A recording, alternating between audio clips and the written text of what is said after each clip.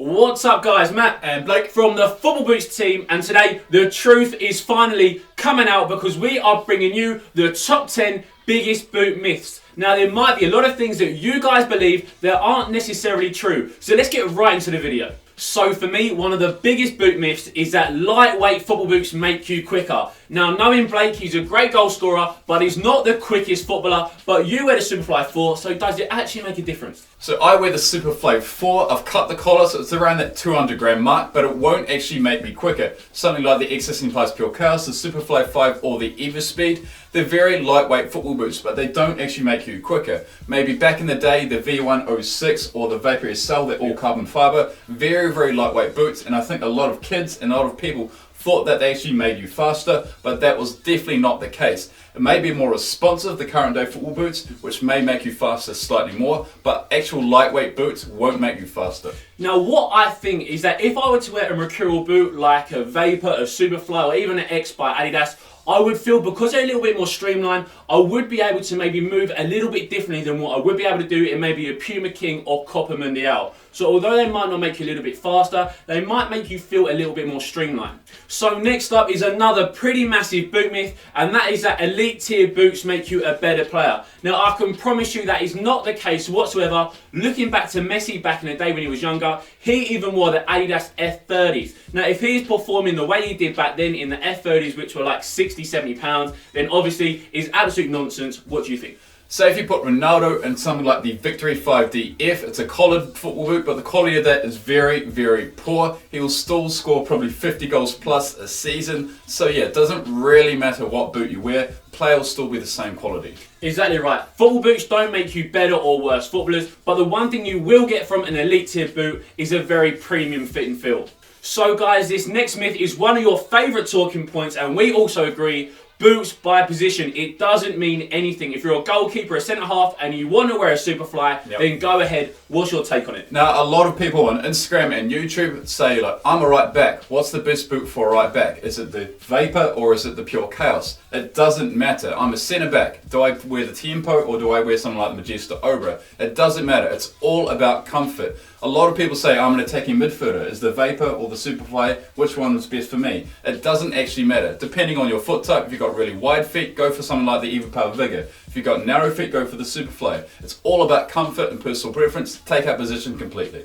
So we get into a very big myth here, and that is that laceless football boots give you a better strike. We can tell you right now that is not the case whatsoever. Just because a pair of football boots doesn't have any laces doesn't mean you're going to be able to strike it top in more times than you would if a boot had laces. What do you reckon? So if you had the primer on, the lace version of the current A17, you had a free kick, you lace it up, try and hit top bins. If you don't hit top bins in that, you put the Pure Control on, you're not going to hit top bins like straight away. It's not going to actually make your free kick better or your long balls or anything like that. It's just going to provide a much cleaner surface to strike the ball. It's sort of similar to like the Predator elements on back in the day with the rubber elements. Yes, it might help with grip and curve, but it's not going to actually make your free kick or long ball better.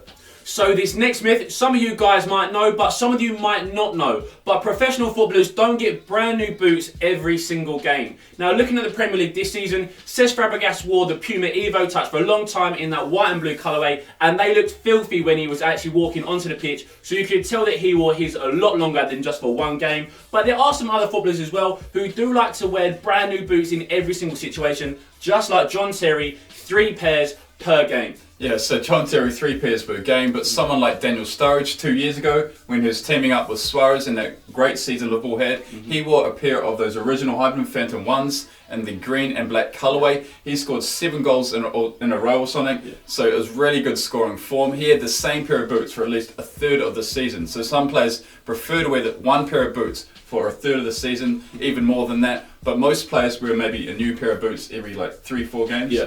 So on the subject of professional footballers, let's move on to our next myth, and that is that pros wear the same boots as you guys. Now don't get me wrong, some pros out there will wear the same retail versions as you, but for most pros, especially those elite tier ones, they will get theirs specially made in Italy at a factory called the Montebelluna factory, and trust me, the quality is exceptional. Especially with players like Oxlade-Chamberlain and Wayne Rooney, we've got pictures of them with their special made boots. But there's also some other players that get unique made boots as well. I'm sure Harry Kane, he wears a special high venom finish made by their Montebelluna factory. He's got 29 goals this season, so obviously those boots are doing really good things for him. Someone like Gareth Bale, he wears a customized X16.1. He doesn't wear the standard retail version of the X16.1. He wears a custom standard X16.1. Messi himself, in the past, he has worn different F50 Adizeros to the retail versions, as well as Ronaldo wearing his custom mold Superflies, as well as that cut collar. And someone like Neymar, he's probably the biggest one. He wore a customized Vapor 10, and which was actually a high venom finish. So yeah, a lot of big players have custom boots just to match their foot types.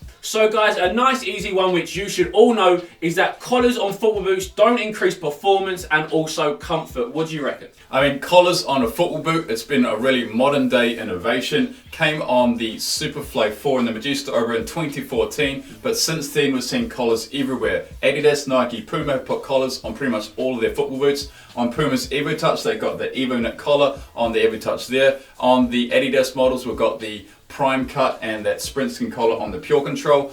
I don't think the Tech Fit collars count on the Pure Chaos and Pure Agility, but we've also got the main Dynamic Fit collar on the Magista, High Venom and the Superfly. Personally, I'm not a fan. What do you think? Do you know what? Collars don't make a difference to performance or comfort, but what I will say is that Flyknit material is so comfortable. So for the optimum for me would be a low-cut Flyknit Nike boot. I think that would be so comfortable. It still wouldn't increase performance, but in terms of just comfort, that would be A-class.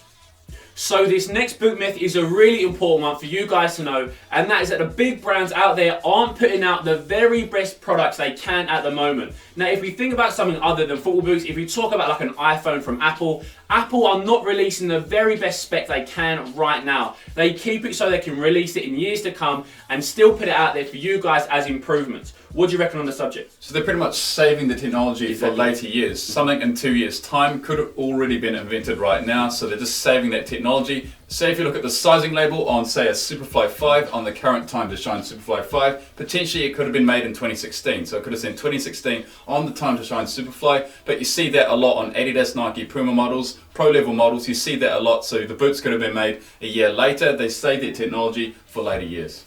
So looking at our comment section from previous videos, you guys will agree with this myth, and that is that new models are better than older models. Now for me, looking back at Nike generations, I preferred the first gen Magista and also the first gen High Venom. That Magista Obra 1 and Opus 1, I thought they were brilliant, and then when the Obra 2 and Opus 2 came out, I was a little bit disappointed. Exactly the same with the High Venom, and that was even more extreme. The Phantom 1 was a brilliant football boot, still today regarded as one of the best of all time, and when that Phantom 2 came out, massive disappointment. Which one stand out for you? Now, most of the time when a new boot comes out, it's actually better than the previous generation. But the case of the Adidas Ace 15.1, when that boot came out, it replaced the Predator Instinct, killed off the Predator line. Hopefully it does come back in the future. But the Ace 15.1 was a very standard synthetic model. The Ace 16.1 came out literally a year later, or even 6 months later, virtually the same football boots. There's no upgrade in technology, just the name change with the Ace 15 to the Ace 16. Something like the Superfly 5 compared to the Superfly 4. I think a lot of people prefer the Superfly 4 because it has that more of a barefoot touch on the ball. The Superfly 5, yes, is much more responsive and much more high performing boot, but some people prefer the Superfly 4 over the Superfly 5.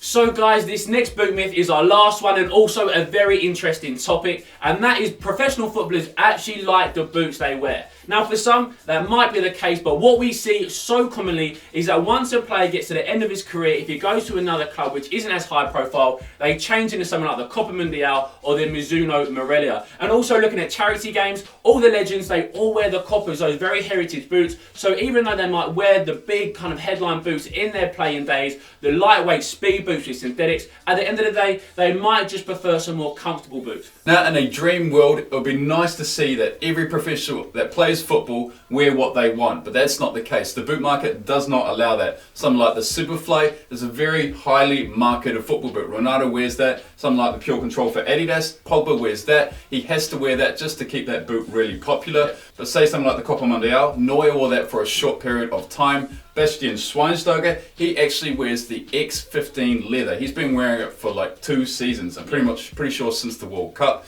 And someone like Tony Kroos, as you all know, he wears the 11 Pro 2. He's been wearing it since the 2014 World Cup. He wears that boot a lot, and I'd love to see that happen more. So guys, there it is. There's our top 10 biggest boot myths. Let us know what you thought about it in the comment section below, and also let us know any boot myths that you guys know as well. But that pretty much wraps up the video, guys. So thanks for watching as always. We'll see you next time.